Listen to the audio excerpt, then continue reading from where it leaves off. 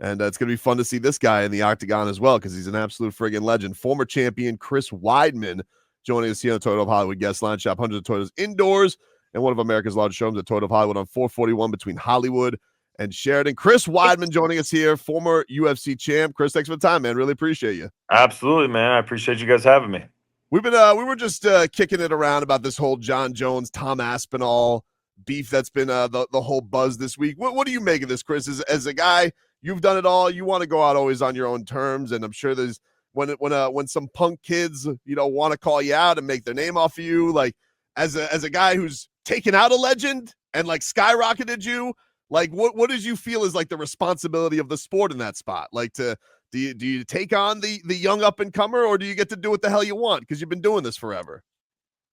My honest thought is that I am blown away that that's the talking point everybody's talking about, and then I feel like it's disrespectful to Stipe Miocic right now. I feel like people are forgetting, why are we talking about Tom Aspinall right now when you should be talking about Stipe, man, one of the greatest fighter, the goat of the heavyweight division, coming back after such a long time. And I know John Jones, he's accomplished more than pretty much every fighter. His resume is the epitome, of what you want to accomplish in a sport. But Stipe's not looking at the things you're looking at. He's looking at all the decisions this dude's had with guys that he would probably just run right through. He had a very, very close decision win over Dominic Reyes, where a lot of people had Dominic Reyes winning that fight. He had a 5-round fight with Anthony Smith. He had a 5-round fight with Thiago Santos. He had a 5-round fight with Oven Saint Peru, whatever, I forget his last name. That's what I'm talking about. OSP. Yeah, OSP. I think there might be one other. And if you paired up Stipe against any one of those guys, you'd probably predict that Stipe would run right through them. And I think people are forgetting that's what Stipe's looking at. A lot of everybody else is looking at what John Jones did when he came up to heavyweight. He took down Cyril Gane and finished him in the first round. And so I don't know, and they're looking at Stipe. He's been off for a long time. He's older. But I think they're forgetting how tough Stipe is, and tough mentally, and then a great wrestler too, and then also hits pretty damn hard, man. Great boxer. Is that because he's not out there like a lot of these guys are? Like everybody's trying to sell fights and everybody's trying to talk trash and everybody's trying to call somebody out. And Stipe just kind of goes about his business. Yeah. Right. I think, is that why they forget about how good he is? Yeah, he doesn't do much media. He hasn't fought in a real long time. And so John Jones he's been out there now. He fought way more recently than Stipe. There's obviously Aspinall who's calling him out all the time. So he's in the limelight more often, and people are just kind of forgetting about Stipe. So much so that he's like a 5-1 underdog. Live dog in the Chris Weidman's opinion. You're a live dog in the Chris Weidman's opinion. Yeah. 100%. If I was able to bet, if I was allowed to bet on fights, of course. That's a no-brainer. Where are you at, Chris? Because I was in the building when that injury occurred in Jacksonville. That was crazy, and I imagine you've had plenty of people say like, "Come on, man, what do you want to keep doing this for?" But how important is it for you to be able to do things on your own terms? Like we hear this locally a lot with Tua Tagovailoa with the concussion thing. And he's like, "I want to keep doing it because I love this, and no one's going to tell me when to do it." Like, do you have that in you as well? Like, it's like I don't want you guys to dictate with it. Like I have plenty of stock in knowing when I can keep doing this and how long I want to keep doing this. Yeah, 100% is going to come down to me and not anybody else. And yeah, I think a lot of why I'm still doing it at this point is probably because of the injuries I've suffered. I've had 30 surgeries, and then with that light break, probably the most catastrophic injury in the history of the sport, the only compound fracture that ever was in the UFC.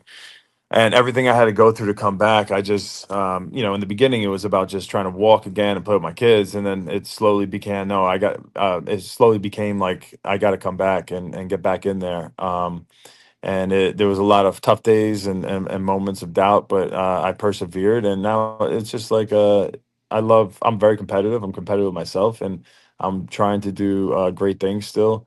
and I feel good. Like my body's came together. I've learned to work around things and build on things and listen to my body more than ever. And I feel really good right now. In the gym, I'm still doing my thing. It's like I'm not usually, guys start retiring when they're getting beat up in the gym, for the first time, and they're losing to these up and comers, and they're noticing themselves slowing down. Because that's where you spend most of your time is in the gym with all these guys who are training for the same thing that you're training for. And I really haven't slowed down at all. I feel great. So we'll see how I perform under the lights, because that's really what all that matters. But if I still feel like I have more to give, and my body's hanging in there, I'm gonna do what I can. I think it's also like a big part of it, because of the injuries. Like, I think it's inspiring for other people to see everything I've been through and what I overcame, and I want to finish strong. It kind of seems like it has really nothing to do with anybody else but you. You can't go out like that. You Yeah. gotta be comfortable with how you end your career, and you ain't there yet. No, I'm not there yet, and it would be a great place. I kind of wish I was ready to retire right now, because it would be pretty cool to put down my gloves in MSG, from New York. But I'm not. I just don't feel like I'm ready yet to do that. So I was seeing this embedded. You look like a super dad with the landscaping. Like, is this something that Chris Weidman takes a lot of pride in? Are you a lawn man? Are you always out there with doing the weed whacker? Like, is this something you obsess over?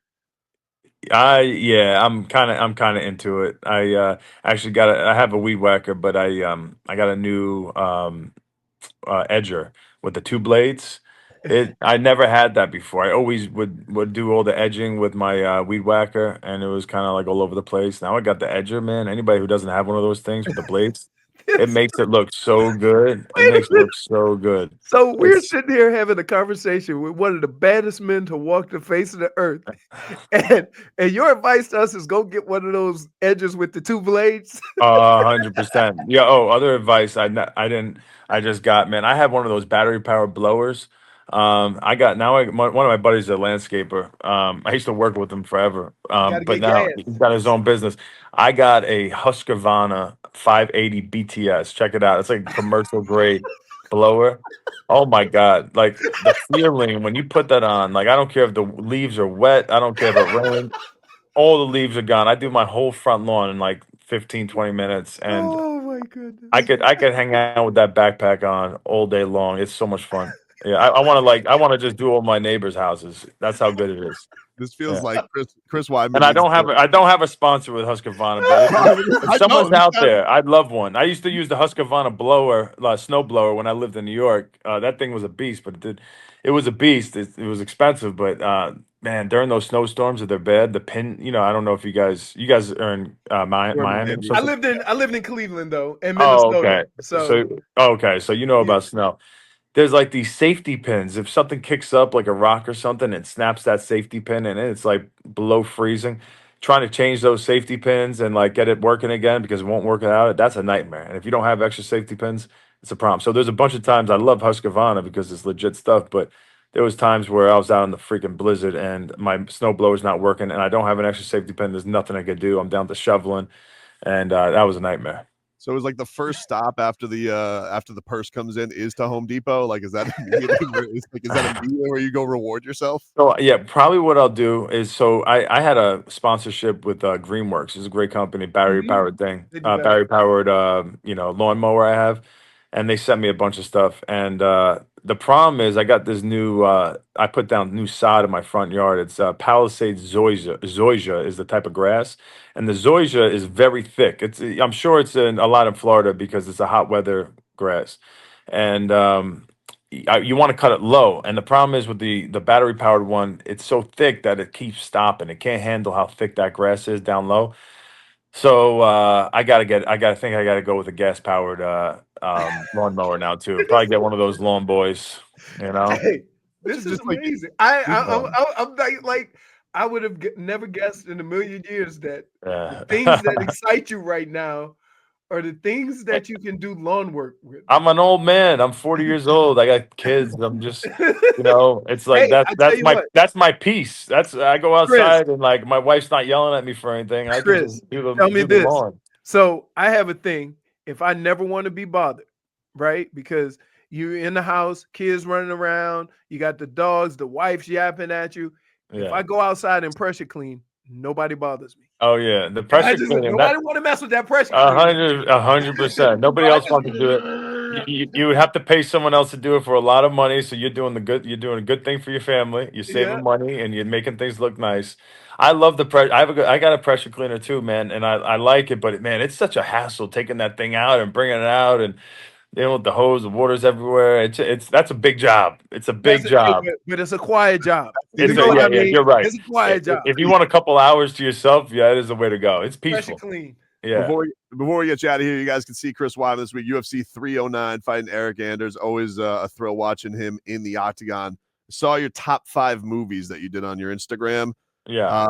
2 on the list have sequels coming out. I want to know which one Chris Weidman's more excited for. So Happy Gilmore 2 or Gladiator 2? Which one are you more pumped up for? I know more about the Happy Gilmore 2, and I'm really excited about that. I mean, that's such a classic. I love Adam Sandler. Met him a couple times. He's the man. They casted me for Happy Gilmore 2. I was praying to be on that thing, but I think my manager sent like an old video of me swinging at a golf club, and I wasn't too smooth with it, and I'm kind of pissed off she sent that because I think that's why they didn't pick me. Because I had ins. Like, I'm friends with Kevin James. He FaceTimed Sandler in front of me and was like, "Yeah, you gotta get my boy Weidman on the show. I mean, on the movie." And I was so excited. It was gonna be during this camp too. I would have to. The whole thing was filmed in Jersey. I'm like, all right, I'll go out to Jersey. I'll film and I'll do training on the side. I don't care. Anything to be in Happy Gilmore too. But they didn't pick me. Damn it. Yeah. But I would say I'm probably most excited for that. I don't know who's playing in the Gladiator 2. Yeah, right. If it's not Russell Crowe. That's gonna be weird. Crow, or he's gonna be like wise mentor Gladiator in this one if he is. Yeah. I'm interested on how they do that. I don't know if they came out with any information on that yet, but I haven't seen it. Chris, we appreciate the time, man. Thanks so much. Thanks, Good luck Chris. this weekend. Yeah, thanks for having me, guys. Have a good one. Take care. There you go. Absolute one of the best. Chris Weidman. See, old people in that weed whacking. Every old man got they weed whacking story. I told y'all. Hey, when I know ain't nobody gonna mess with me if I just go outside. Look, I put my headphones on or my earbuds in and start pressure cleaning. They don't, because it's like they think I said when you first get it, they say, "Ooh, can I try?" And then I say it's like painting your driveway with a Sharpie. Be careful. And they go out there for like 2 seconds. They're like, I'm done. Gladiator 2. Mm-hmm. The Mescal brothers will be in Gladiator 2. You know who they are if you see him. Pedro Pascal. He's the kind of okay. Oh, yeah. And his brother Paul. They're fighting? Yeah. I guess he was just the Mandalorian. Yeah, one is Pedro playing. Pedro's been in Pedro's in everything. He has been racking up the yeah, gigs. he's even doing that commercial. He's like, I think it's a Corona commercial, a beer commercial. Yeah. I think you know Denzel Washington. He's playing Maximus. And Jimoon Hunsu. He's playing that's yeah, he was in the first one. Connie Nielsen will be playing Lucilla.